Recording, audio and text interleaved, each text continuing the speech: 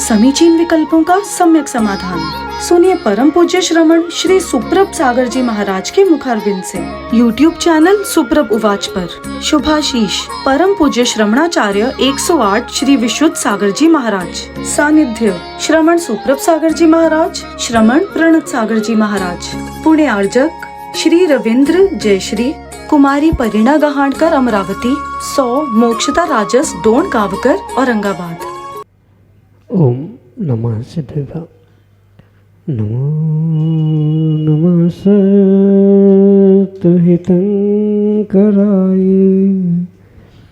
वीराय भव्याम्बुजभास्कराय अनंतलोकाय सुरार्चिताय देवादिदेवाय नमो जिनाय देवादिदेवाय नमो जिनाय। पंच परमेष्टि भगवान की परम पूज्य आचार्य भगवंत गुरुवर विशुद्ध सागर जी मुनि महाराज जी की, परम पूज्य मुनि श्री सुप्रभ सागर जी महाराज जी की,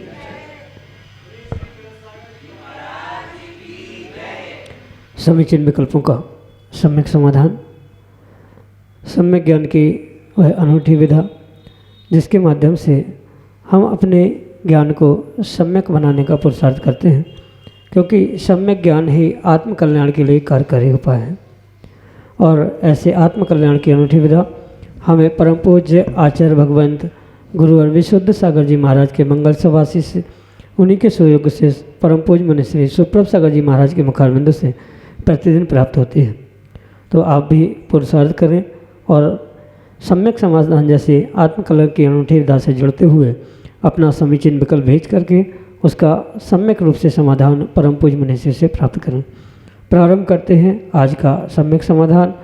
और आज के पहले विकल्प के लिए लखनऊ उत्तर प्रदेश से विजय कुमार काला महाराज जी के चरणों में बारंबार नमोस्तु निवेदित करते हुए अपना समीचीन प्रश्न रखें कि महाराज जी जो 16 स्वर्ग कहे गए हैं उनमें क्या क्या भेद हैं। हमारे समीचीन विकल्प का सम्यक समाधान करने की अनुकंपा करें। नमोस्तु महाराज जी, नमोस्तु। ओम नमः सिद्धम।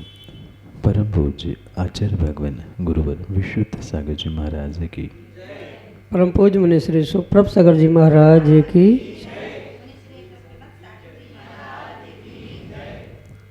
जो 16 स्वर्गों की व्यवस्था आगम में देव गति के जीवों के निमित्त से कही है, उसे करणानियों की अपेक्षा से बहुत अच्छे से समझने की आवश्यकता है। जैसे 7 नरक एक के नीचे एक हुआ करते हैं, ऐसे ही ये 16 स्वर्ग जो 8 युगलों में विभाजित है, यानी 8 जोड़ी की अपेक्षा से ये 16 स्वर्ग कहे जाते हैं।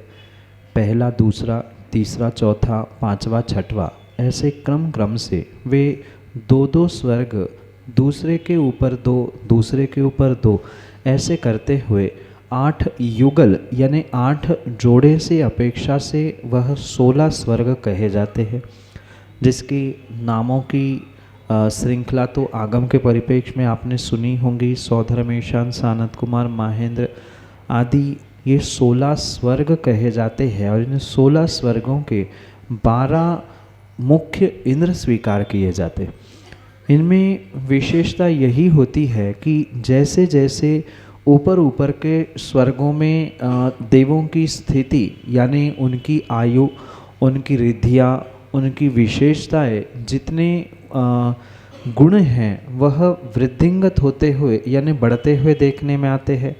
वही जो उनकी कसाय, उनके पाप परिणति, उनकी भोग परिणति ऊपर ऊपर के स्वर्गों में कम होती हुई देखी जाती है। ऊपर के स्वर्ग यानी पहले स्वर्ग से लेकर 16वें स्वर्ग तक की जो देवों की ऊंचाई है, वह देवों की ऊंचाई भी कम होते हुए देखने में आती है। सीधी सी बात इतनी है, जो पाप के साधन हैं, पाप के निमित्त है, चाहे भोग रूपी हो, इंद्रियों के भोग रूपी हो, या उसके अलावा शरीर की ऊंचाई आदि क्यों ना हो, ये सब कुछ घटते हैं। और उसके अलावा जो सुख के साधन बढ़ने पर भी उनकी पाप प्रवृत्ति आदि ऊपर ऊपर के स्वर्गों में घटती हुई देखने में आती है। पर विशेषता आयु के विषय में, मतलब जो आयु कर्म है उसके विषय में समझना होगा। पहले स्वर्ग से दूसरे, दूसरे से तीसरे, तीसरे से चौथे, ऐसे क्रम क्रम से ऊपर के स्वर्गों में उनकी आयु बढ़ते हुए देखने में आती है। और आयु भले ही बड़ी है, ऊंचाई कम हुई है, पर उनकी भोग प्रवृत्ति, पाप प्रवृत्ति वह ऊपर ऊपर के स्वर्गों में कम होती रहती है। विशेष जो देवों की रिद्धियाँ होती है, अनिमा, महिमा, लघिमा आदि, ये जो 8 रिद्धियाँ हुआ करती है, वो ऊपर के देवों की रिद्धियाँ विशेष होती है। जो देवों को जन्म से ही भव प्रत्यय अवधि ज्ञान हुआ करता है, तो वह अवधि ज्ञान की सीमा, अवधि ज्ञान का स्थान भी ऊपर ऊपर के स्वर्गों के देवों का विशेष विशेष कहा जाता है। उसकी अवधि यानी उसकी सीमा भी अधिक अधिक होते रहती है। तो जितनी अच्छाई यानी विशेष गुण की अपेक्षा से अगर व्याख्या करें तो ऊपर वाले स्वर्गों की देवों की विशेषताएं प्राप्त होती है, और वही नीचे नीचे के देवों में वह विशेषताएं कम कही जाती है। जबकि देव मतलब वैमानिक ही जाति के कहलाते हैं, पर वैमानिक जाति के देवों में भी जो रिद्धियों की अपेक्षा से, आयु की अपेक्षा से, स्थिति की अपेक्षा से, परिग्रह भोग आदि की अपेक्षा से, इन 16 स्वर्गों के 12 अधिपति देवों में जो तारतम्यता है वह विशेष रूप से समझने योग्य है। क्योंकि अल्प समय में एक एक देव या एक एक स्वर्गों की तारतम्यता, मतलब उसका अंतर नहीं समझाया जा सकता, पर सामान्य रूप से ऊपर ऊपर के देवों की रिद्धि, उनकी विशेषताएं अधिक है, उनकी आयु भी अधिक है, पर भोग और पाप प्रवृत्ति ऊपर ऊपर के स्वर्गों की कम होते देखने में आती है। यही आपके लिए सम्यक समाधान। सोरई मढ़ौरा उत्तर प्रदेश से महेश चंद जैन महाराज जी के चरणों में नमोस्तु निवेदित करते हुए अपना समीचीन प्रश्न करें कि महाराज जी, वर्तमान समय में मोबाइल की लोकप्रियता से सभी कार्य मोबाइल से होते हैं, जिससे शुद्धि का ध्यान न रखकर पूजन आदि धार्मिक कार्य में भी मोबाइल का प्रयोग होता है, जिसे शुद्ध नहीं किया जाता। तो क्या ये उचित है? हमारे समीचीन विकल्प का सम्यक समाधान करते हुए हमारा मार्गदर्शन करने की कृपा करें। नमोस्तु महाराज जी, नमस्ते। ये सत्य है कि वर्तमान में मोबाइल की लोकप्रियता दिन ब दिन बढ़ती जा रही है, और जितनी मोबाइल की लोकप्रियता बढ़ती जा रही है, श्रावकों का विवेक उतना ही उतना घटता जा रहा है। बहुत सारे कार्य, चाहे धर्म क्षेत्र में हो, लौकिक क्षेत्र में हो, ये मोबाइल की बढ़ते उपयोग के कारण से विवेक शून्यता की ओर ले जा रहे हैं। उन्हें ये भी विवेक श्रावकों को नहीं बचा है कि मोबाइल जो साधन है उसका प्रयोग कब, कहाँ, कितने हद तक करना चाहिए। कई सारे तो ऐसे धर्मात्मा तथाकथित जीव भी हमने देखे कि भगवान का अभिषेक करना है, पूजा भी कर रहे हैं, या कोई धार्मिक अनुष्ठान भी कर रहे हैं, मुनियों को आहारदान भी दे रहे हैं, तो सबसे पहले वो फ़ोटो खींचना, सेल्फी खींचना आदि आदि में ही उलझ के रह जाते हैं। वहाँ मन की शुद्धि तो बची ही नहीं, क्योंकि पूरी उनकी दृष्टि, उनकी सोच उन फोटो में ही लगी। कई बार तो हमें भी आहार देते हुए हमने देखा कि जग खाली है, मतलब पानी जिससे दिया जा रहा है पानी है नहीं है, पर फोटो के चक्कर में मुनिराज की अंजलि भी खाली है, देने वाला भी खड़ा है, पर सबकी नज़र उस फोटो तस्वीर मोबाइल पे लगी है। तो ये मन की शुद्धि के रास के रूप निमित्त बना, और तन की शुद्धि, वस्त्रों की अशुद्धि तो वहाँ हो ही रही है, शुद्धि बच ही नहीं रही है, क्योंकि वह मोबाइल जिस प्लास्टिक आदि, धातु आदि से भी बना हुआ है, क्योंकि अशुद्ध स्थानों में भी उसे ले जाना 1 नंबर 2 नंबर, बाज़ार में भी अशुद्धि के स्थानों में उसे ले जाना, तेरई हो या अन्य सूतक पातक के भी दिन क्यों ना हो, उसी मोबाइल को साथ लेके 24 घंटे आदमी सोता है, उठता है, बैठता है, खाता है। ये भी विवेक भूल रहा है कि ये प्लास्टिक, धातु आदि अशुद्ध स्थानों पर ले जाने पर उसे शुद्धि करनी पड़ती है, पर मोबाइल की तो शुद्धि होती नहीं है। ये विवेक शून्यता इस मोबाइल की लोकप्रियता के कारण से सभी जीवों में और सभी श्रावकों में, विशेष करके तथाकथित धर्मात्माओं में देखने में आ रही है। ये किसी भी प्रकार से उचित है ही नहीं है। भले ही फोटो तस्वीर खिंच पाए नहीं खिंच पाए, पर मोबाइल का प्रयोग ऐसे स्थानों पे नहीं करना चाहिए। सूतक पातक के दिनों में भी जो आजकल मोबाइल के माध्यम से पूजन पाठ करना, स्तोत्र पाठ आदि करना, ये जो कुछ भी किया जा रहा है ये भी बिल्कुल उचित नहीं है, क्योंकि भले ही कागजों की वह जिनवाणी द्रव्य श्रुत नहीं है, पर मोबाइल में भी वह स्रोत आदि जो है वो भी द्रव्य श्रुत के रूप में स्वीकार किया जाता है। उस टच स्क्रीन को टच किए बिना भक्तामृत स्तोत्र खुलता नहीं है, उसे आगे भी उंगली लगाकर ही करना पड़ता है। तो वहाँ भी अशुद्धि है। कहीं न कहीं पुण्य के लालच में, पुण्य के लोभ में बहुत सारा पाप वर्तमान का धर्मात्मा श्रावक कर रहा है। ये करना आगम के परिप्रेक्ष्य में बिल्कुल भी उचित नहीं है। ये विवेक रखते हुए इससे बचने का प्रयास करें, यही आपके लिए सम्यक समाधान। मधु मिटेहा, टीकमगढ़, मध्य प्रदेश से अगले समीचीन विकल्प के। नमोस्तु महाराज श्री यदि मन निर्मल है तो फिर अपन लोगों को शास्त्र वगैरह का अध्ययन करना चाहिए, क्यों करना आवश्यक है? नमोस्तु महाराज। माँ, ये तो परम सत्य है कि धार्मिक कार्य, धार्मिक अनुष्ठान मन की निर्मलता के अभाव में कभी भी कार्यकारी नहीं हो सकते। पर इसका मतलब ये नहीं है कि मन अनिर्मल है, मन पवित्र नहीं है, मन में संकल्प विकल्प है तो कोई कार्य करे ही ना, ऐसा कहीं भी विधान नहीं मिलता। कहने का तात्पर्य ये है कि मन में कोई संकल्प विकल्प भी है तो भी धार्मिक अनुष्ठान, चाहे पूजन पाठ हो, जप तप हो या कोई विशेष स्वाध्याय आदि भी क्यों ना हो, उन क्रियाओं को करते ही रहना चाहिए। जैसे डॉक्टर भी कहते हैं, वैद्य भी कहते हैं कि भोजन मन लगा के करना चाहिए, पर माना कि कभी मन नहीं भी होता है तो भी भोजन किया ही जाता है शरीर की पुष्टि के लिए। ठीक है, ये सत्य है कि जितना रिजल्ट या जितना फल अच्छे मन से भोजन करने का स्वस्थ होने के लिए कार्यकारी निमित्त बन सकता है, उतना बेमन से किया हुआ भोजन नहीं बन सकता, नहीं पच सकता। पर ये भी ध्यान रखें कि शरीर चलाने के लिए जैसे भोजन करना अनिवार्य होता है, ऐसे ही कुछ धार्मिक अनुष्ठान होते हैं। भले ही मन निर्मल नहीं है, भाव नहीं लग रहे हैं, मन नहीं लग रहा है, बहुत संकल्प विकल्प है, पर फिर भी ग्रंथों का, शास्त्रों का अध्ययन करना नहीं छोड़ना चाहिए। माना कि ग्रंथ पढ़ने में मन भी नहीं लग रहा है तो आचार्य भगवंत कहते हैं कि कठिन ग्रंथ ना पढ़े, जो पुराण ग्रंथ है, प्रथमानियों के ग्रंथ है, उनको तो किसी भी स्थिति में पढ़ सकते हैं। इसलिए ये विकल्प छोड़ दे कि मन ठीक नहीं है, निर्मल नहीं है तो हम अध्ययन ही ना करें, स्वाध्याय ही ना करें। स्वाध्याय एक ऐसी दवाई है जो तन, मन और आत्मा के सभी रोगों को निर्मल करने के लिए एकमात्र औषधि है। आचार्य भगवान तो स्पष्ट इस विषय में श्लोक गाथा देते हुए कहते हैं कि जिणवेणम मोसविणम विषय विरेचनम सवम, यानी ये विषय वासना संकल्प विकल्प का विरेचन करने के लिए अगर कोई सर्वश्रेष्ठ दवाई है तो वह समय यानी आगम है, जिनवाणी है। और जिसने इसे विवेक पूर्वक समझने का, ग्रहण करने का और समझने ग्रहण करने का नहीं, मात्र माँ पढ़ने का भी प्रयास किया है तो असंख्यात गुणश्रेणी कर्मों की निर्जरा मात्र कुछ मिनटों के स्वाध्याय से हो सकती है। पर आवश्यकता जिनवाणी के प्रति, सच्चे देवशास्त्र के प्रति श्रद्धान करने की है।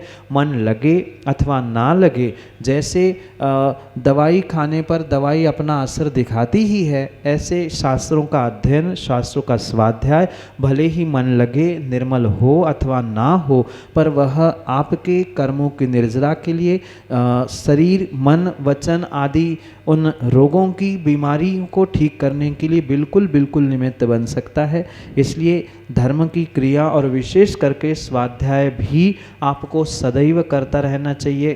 कब कौन सी पुराण ग्रंथों की घटना सुनकर आपके भाव बदल जाए, कब कौन सी पंक्ति पढ़ते पढ़ते, किसी की जीवन की घटना सुनते सुनते या पढ़ते पढ़ते भाव बदल गए, एक क्षण भी आपके आधे घंटे के स्वाध्याय में मन निर्मल हो गया है, पवित्र हो गया, हमें वास्तव में लगा अरे कितने महान मुनिराज थे, हमें भी उनके जैसा करना चाहिए, अरे कितनी महान सती थी, उन्होंने ऐसा पुरुषार्थ किया इतनी विडंबना में, तो हमारे जीवन में तो कुछ भी नहीं है, इतना भी भाव आ गया तो भी मन की निर्मलता आने वाले समय में बढ़ने की संभावना है। इसलिए जिनवाणी का स्वाध्याय अध्ययन से कभी भी विराम इन बातों को लेकर ना ले कि हमारा मन नहीं लग रहा है, मन निर्मल नहीं है। विशेष फल नहीं मिलेगा पर सामान्य तो फल मिलेगा ही मिलेगा। भले ही बीमारी ठीक हो ना हो, पर बीमारी ठीक होने के लिए दवाई खाई हुई कभी ना कभी कार्यकारी होगी ही। ऐसा ही इस अध्ययन और स्वाध्याय रूपी दवाई को समझ के हुए मन वचन का और आत्मा के रोगों को मिटाने का प्रयास करें। यही आपके लिए सम्यक समाधान। नरेंद्र जैन गुड़ा अगले समीचीन विकल्प के लिए हमारे सामने। नमोस्तु महाराज जी, नमोस्तु नमोस्तु नमोस्तु। मेरी जिज्ञासा है कि जो शुभम चक्रवर्ती है उसे यक्ष समुद्र में ले गया और उसने मजबूर कर दिया कि वो पानी में रमुकार मंत्र लिख के पैर से मिटाए। यदि उसे राजा को रमुकार मंत्र पर बहुत सिद्धांत था, यदि वो नहीं मिटाता तो क्या वो नरक से स्वर्ग जा सकता था क्या? नमस्ते महाराज जी।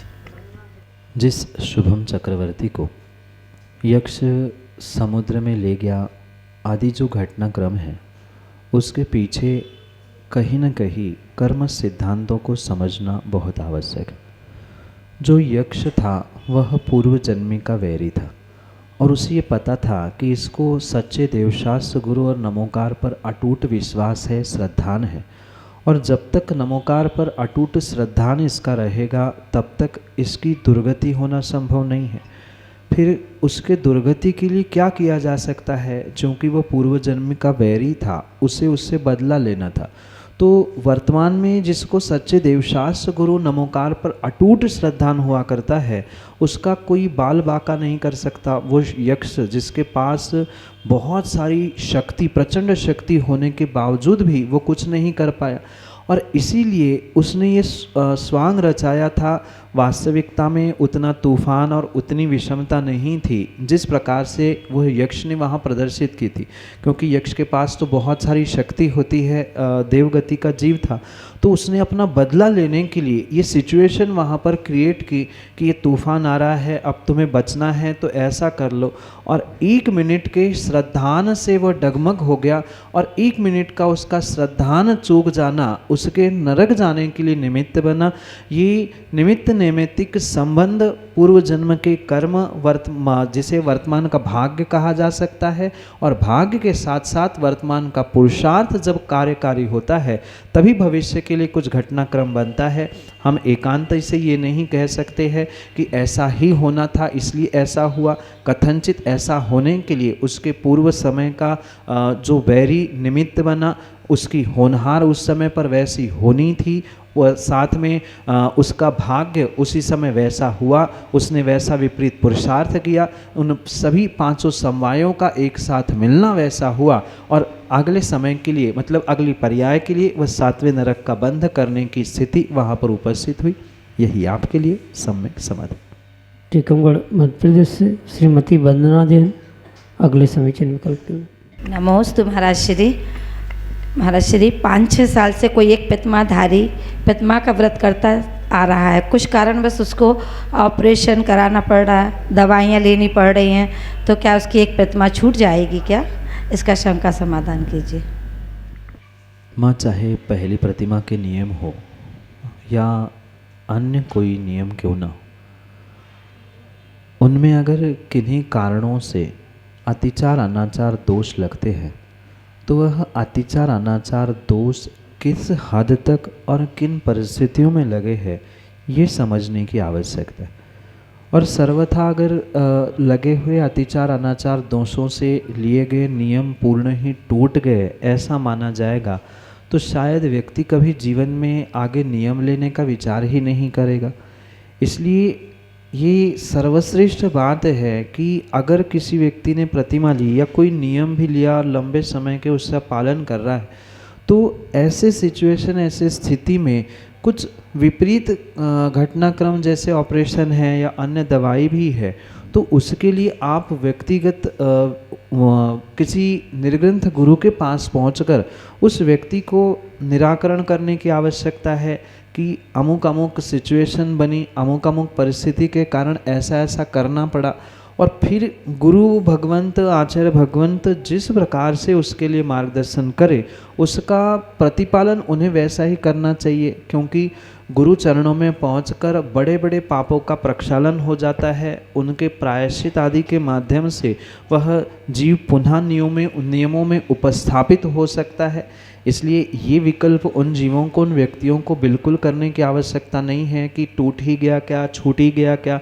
कई बार ऐसा होता है, बच्चों के साथ भी माताएं या बुजुर्ग लोग यही कहते, जब तुम्हारे भाव हो ही गए हैं, अब तुमने तोड़ ही दिया है, तो अब कल से क्या करना है। अरे भाई, टूट गया 1 मिनट के लिए, दूसरे मिनट के लिए पुनः उसने पश्चाताप किया, दूसरे दिन प्रायश्चित ले लिया, उसका नियम पुनः चालू हो सकता है। पर प्रायश्चित, पश्चाताप अपने मन से, अपने आप से नहीं होता है।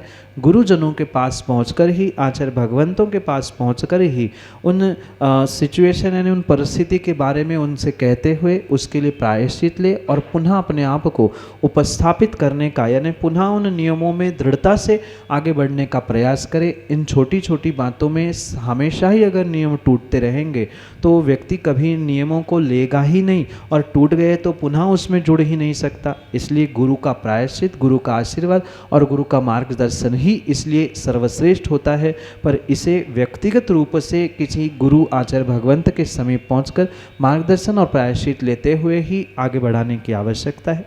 यही आपके लिए सम्यक समझ। अनीता जैन, टीकमगढ़, मध्य प्रदेश से अगले समीचीन विकल्प। नमस्ते महाराज जी, ज्ञानावरण कर्म के उदय में एक साथ दोनों परिचय कैसे हो सकते हैं? नमस्ते महाराज जी। 22 परिचयों में प्रज्ञा परिचय और अज्ञान परिचय जो ज्ञानावरणी कर्म के निमित्त से प्राप्त होते हैं या ज्ञानावरणी कर्म के उदय से होते हैं, ये किसी भी प्रकार से दोनों एक साथ नहीं होते। उसका विस्तार उमा स्वामी भगवान ने भी अगले सूत्रों में दिया है, जिसको बहुत विस्तार से पूज्यपाद स्वामी सर्वार्थ सिद्धि ग्रंथ में कहते हैं कि अज्ञान परिचय होगा कि प्रज्ञा परिचय होगा, दोनों का एक साथ होना कतई संभव नहीं है। पर ये सत्य है कि दोनों परिचय जब भी उदय में आएंगे वह ज्ञानावरणी कर्म के निमित्त से ही उदय में आएंगे, क्योंकि प्रज्ञा भी ज्ञान से संबंध रखता है और अज्ञान भी ज्ञान से ही संबंध रखता है। जब ज्ञानावरणी कर्म का तीव्र उदय हुआ करता है तब अज्ञान नाम का परिचय हुआ करता है, और जब ज्ञानावरणी कर्म का क्षयोक्षम ठीक ठाक होता है, यानी ज्ञानावरणी कर्म का उदय अनुदय के रूप में आता है या उसका उपशम आदि होता है, तब वह प्रज्ञा नाम का परिचय निर्ग्रंथ मुनिराजों के निमित्त से देखने में आता है। दोनों में जमीन आसमान का अंतर है।